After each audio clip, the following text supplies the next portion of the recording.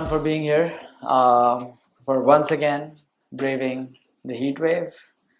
I'll continue to thank you guys for it because I don't know how you guys do it. Um, I'm here to introduce Zuha Siddiqui, and here we go.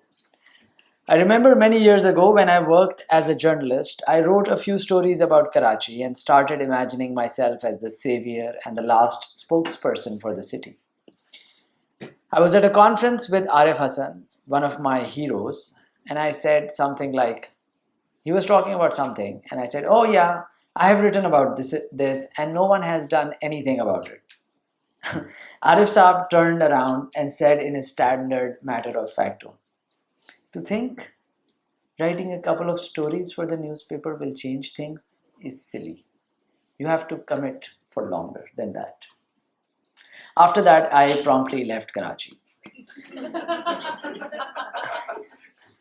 What I learned from that humiliation is that while it's easy for writers to be pompous and cynical, it's very difficult to commit to writing the story of those whose stories are not told. And to do it again and again over decades. That is the true designation of a writer. It is not to act, it is not to the act of writing, but to a commitment to serve something larger with their writing. Which brings me obviously and naturally to Zuha Siddiqui, who has improvised a life that allows her to not only survive Karachi somehow, but to write about it with the kind of sustained commitment that Arif Saib was talking about. At a moment where journalism is under assault, when it's no longer financially viable for young people, Zoha has found a way to tell the stories of those whose stories are never told. Her investigation, I'm thinking specifically, as well, cite a few things that I've read and I was very moved by them. Her investigation into air pollution deaths in Karachi, when PM 2.5 levels reached 400, which is 80 times WHO guidelines and perfectly normal for Lahore. Zohar wrote about the family where a father lost his wife and three children within days. She documented the lingering and quote unquote lingering stench of burnt rubber and mounds of plastic wrappers along the precise pollution measurements. She turned the abstract environmental data into a real story.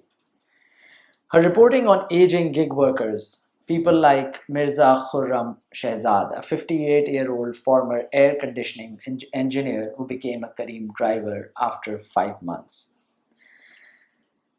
She humanizes abstract notions like macroeconomic policy and technological displacement. When Karachi implemented climate resilience demolitions, destroying 12,000 homes, Zoha wrote about the class dimensions of the climate policy, revealing that 45% of demolished homes were on legal land, that residents were denied promised compensation. And I love this quote that I found of Zoha's. She says, "These aren't stories I necessarily like to tell because reporting them is a deeply uncomfortable experience, both for me and for the sources that I end up interviewing." She said this in an interview for the Thomson Foundation Young Journalist Award, for which she was deservedly a finalist. But these are stories, and this is a quote again, but these are stories that I have to tell because it is my responsibility as a journalist to do so. The stories that I inevitably end up telling are about the human cost of macroeconomic policies and decisions that take place at the government or policy level, far, far removed from the towns, the neighborhoods, and the fields where the aftershocks of these policies are felt.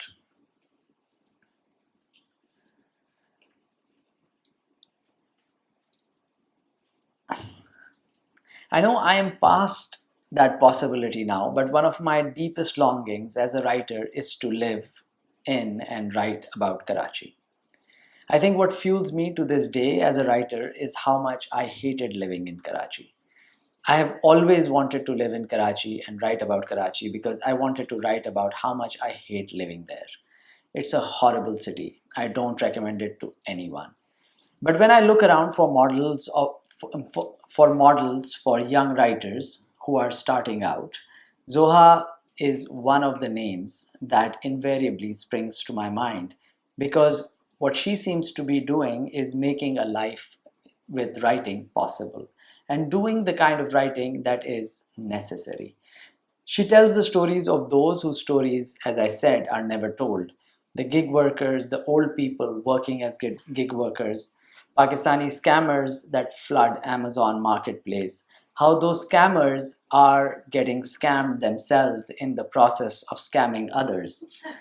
It's there, man. You guys have to read this. Zoha has found something different than I did in Karachi. Not love for the city exactly, but commitment. Please welcome Zuha Siddiqui.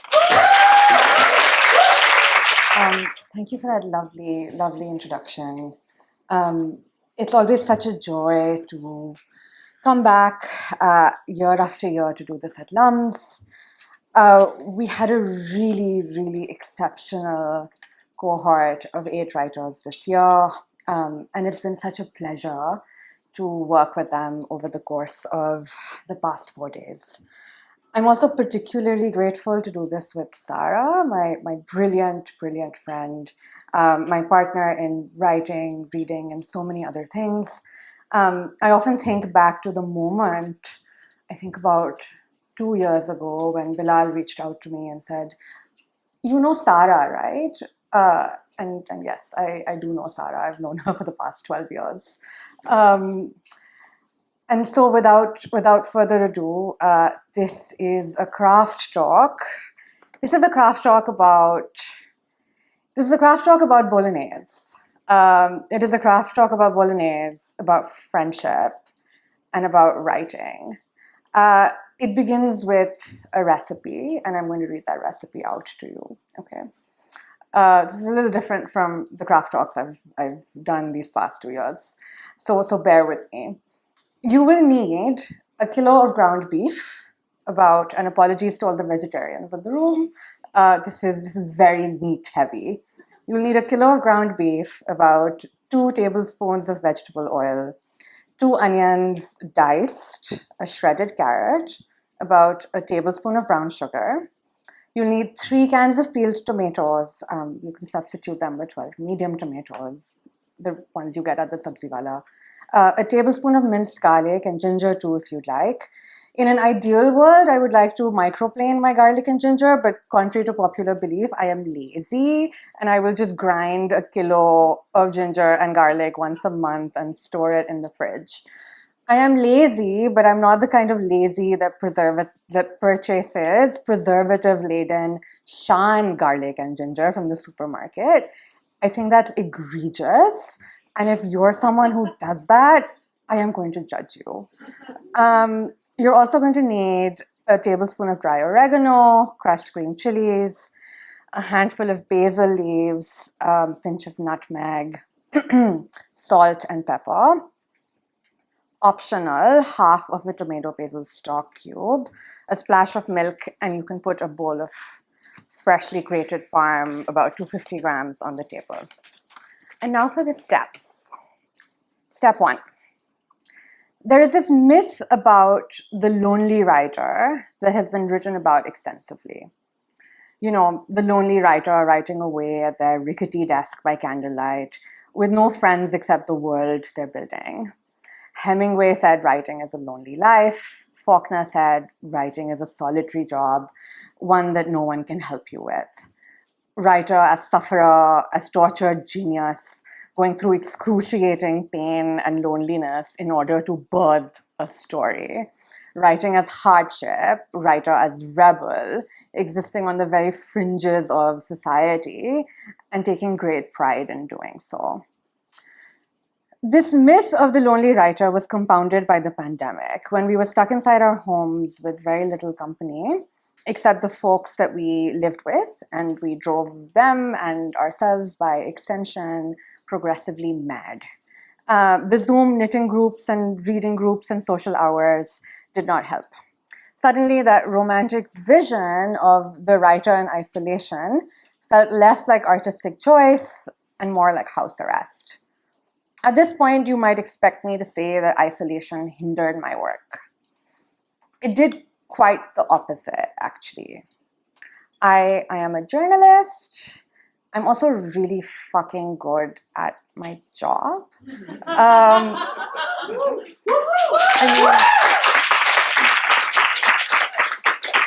I did what one would expect any journalist to do in that particular moment, right? I threw myself into reporting. I covered the vaccine rollout, PPE shortages, military surveillance technology being deployed by the government for contact tracing, you name it, right? I was also the most productive I have ever been. I hit every deadline, answered every email, filed story after story.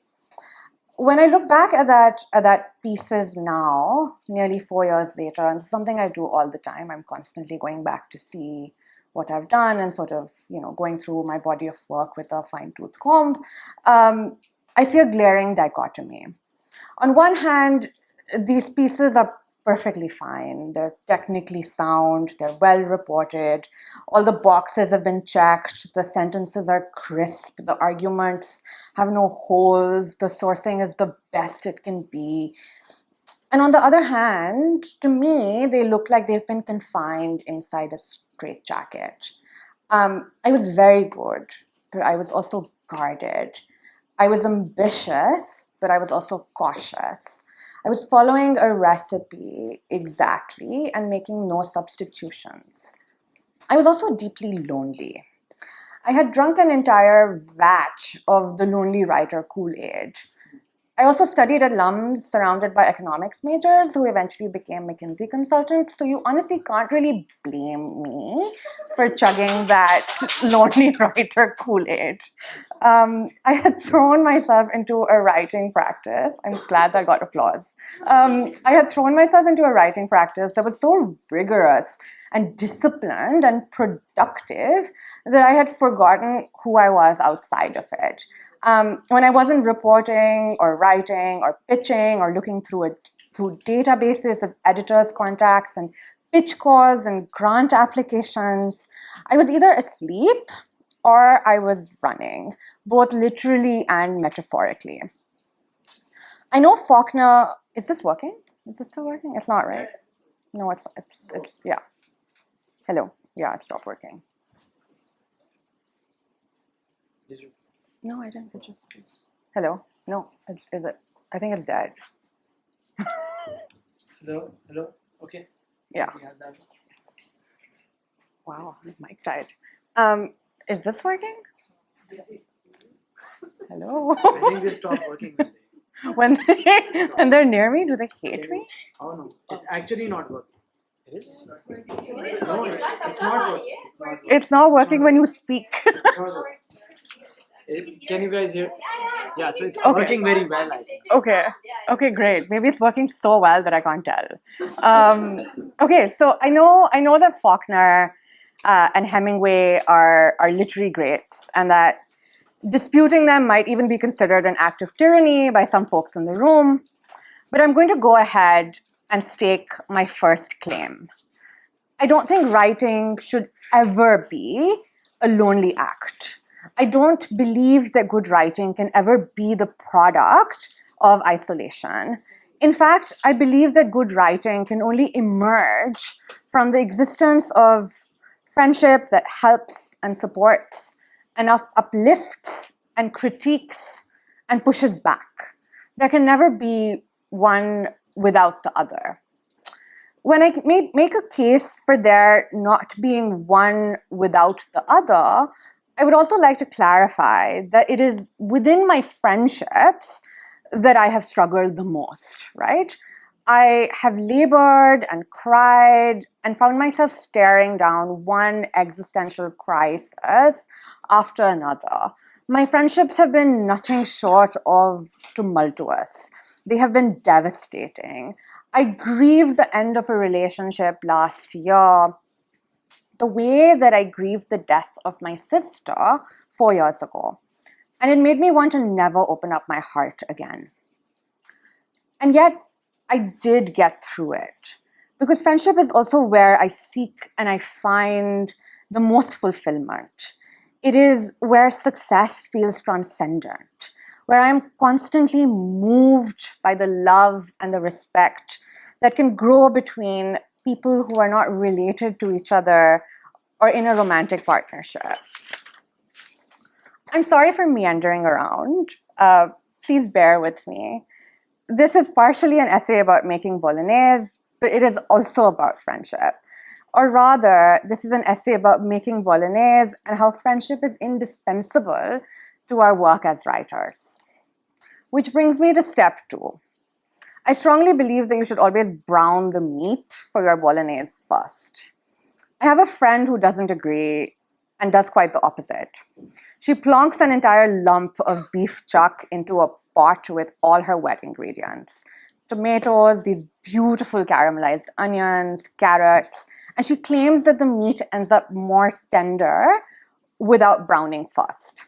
I really love this friend, and I think her bolognese, albeit unconventional, has a really robust depth of flavor. I still think mine is better. But back to our recipe. You want to brown your meat first.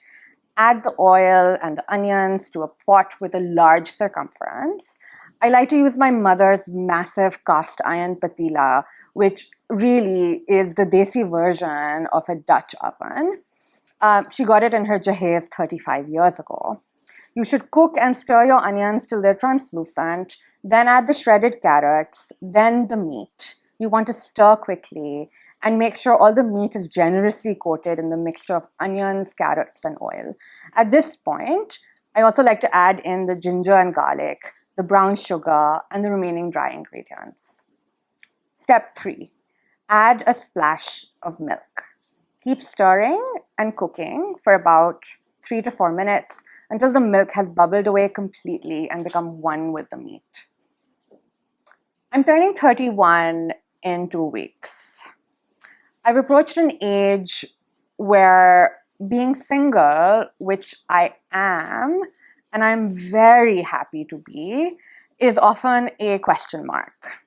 Particularly in a world, and I'm going to address many elephants in the room, particularly in a world where a partner and marriage and family are key currencies to living an appropriate and socially agreed upon life. A life that I am living in opposition to every day. I often think about why friendship takes a backseat so easily. I think about all the friends I have lost over the years, to marriage, to parenthood, to borders and distance that is an inevitable byproduct of growing up and moving away. As I have grown older, I have come to realize that societal conditioning meant that I wasn't really allowing friendships the room that they required in my life. I was very quick to close them off into specific segments of my world that didn't directly interfere with my work and my day-to-day activities. I did not realize that friendships could be my whole life.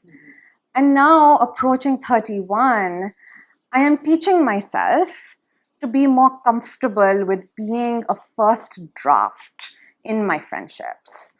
Messy, disorganized, there are parts that are incomplete, the transitions are clunky, it requires work.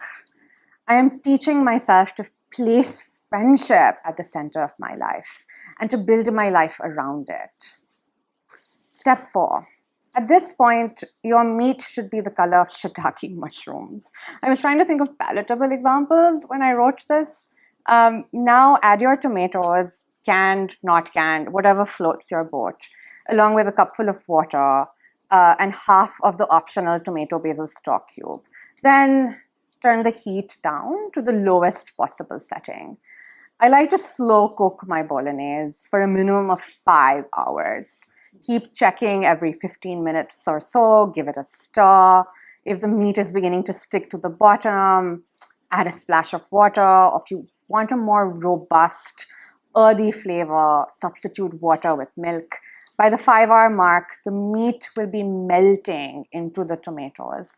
It will taste slightly sweet, a little tangy, hearty, warm, and so delicious. I'm sorry for making you guys hungry. This bolognese is a labor of love. Step 5. In friendship, you want to find people whom you can be feral with, who take an interest in your quirks and eccentricities, who will tell you when your writing is self-indulgent or when a draft needs to be axed. Don't take criticism personally. Understand that it is an extension of love they have for you. Also know that friendship can have different flavors. Sometimes it can be obsessing over a novel that's about to come out soon. It can also be pulling apart an Instagram post that you have really strong opinions about and ending the conversation with an aggressive, Zuha, can you please write about this? Sometimes it could mean accidentally drawing up identical syllabi. This actually happened. It was really bizarre. For your very different writing classes, hours talking with you through your pitches, sending each other reels of Zohran Mamdani, who is my new obsession, sending each other frantic texts about Zohran Mamdani's birth chart. He's a Libra with a Leo ascendant, which makes so much sense. Showing up when your grandmother passes away and staying till you've dealt with the barrage of guests milling about your home. It is 1,000 ways of showing tenderness and love and care. Also, be intentional about the communities you create and participate in. Understand that your work can never emerge in isolation. It emerges from the ecosystem of relationships and conversations and challenges and collaborations that surround you. There can never be one without the other. I make this bolognese only once a year for my loved ones. Just a second, I'm about to choke. I make this bolognese only once a year for my loved ones. I pack it up in to-go containers and drive around the city, dropping it off at their homes. You can toss it with some farfalle or tagliatelle, or if you're feeling really adventurous, with some bucatini. You want a shape that can really hold the bolognese and its meaty goodness. Top it off with some freshly grated parm, and I promise you, it is always, always perfect. Thank you.